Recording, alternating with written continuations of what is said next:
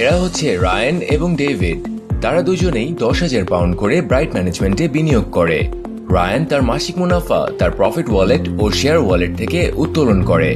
বছরের শেষ দিকে রায়ান 21,000 পাউন্ড পায়, যার মধ্যে মুনাফা ও মূলধন উভয়ই থাকে। কিন্তু তারপর সে আর তার মাসিক মুনাফা পায় না, কারণ তার মাসিক চুক্তিটি শেষ হয়ে যায়। তারপর সে আবার আরেকটি বছরের জন্য নতুন করে চুক্তি করতে চায়, কিন্তু ব্রাইট ম্যানেজমেন্ট আর কোনো শেয়ার হোল্ডার চায় না। তাই রায়ান শুধু একজন বিনিয়োগকারী হিসেবেই থেকে যায়, আর তাই পরের বছর তার মাসিক মুনাফার পরিমাণ কমে যায়।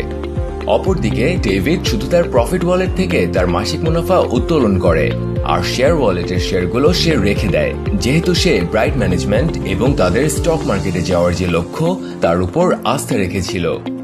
বছর শেষে ডেভিড শুধু তার মুনাফা থেকে 12,000 পাউন্ড নেয় এবং সে আবার আরেক বছরের জন্য বিনিয়োগ করে, এবং সে তার বিনিয়োগের সাথে তার শেয়ার ওয়ালেটও যোগ করে, যার ফলে যখন এবছর দাম বাড়ে তখন শেয়ারের মূল্য বৃদ্ধি হয় এবং উভয় ক্ষেত্রেই লাভ হয়।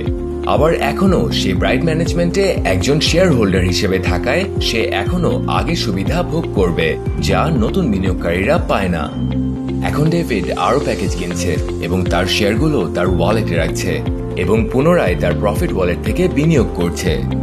ডেভিড এখন শুধু অপেক্ষা করছে কখন ব্রাইট ম্যানেজমেন্ট স্টক মার্কেটে যাবে এবং শেয়ারের মূল্য রকেটের মতো বৃদ্ধি পাবে, যাতে সে তার মুনাফা বিক্রি করতে পারে এবং কিছু সে তার ভবিষ্যতের জন্য রেখে দিতে পারে।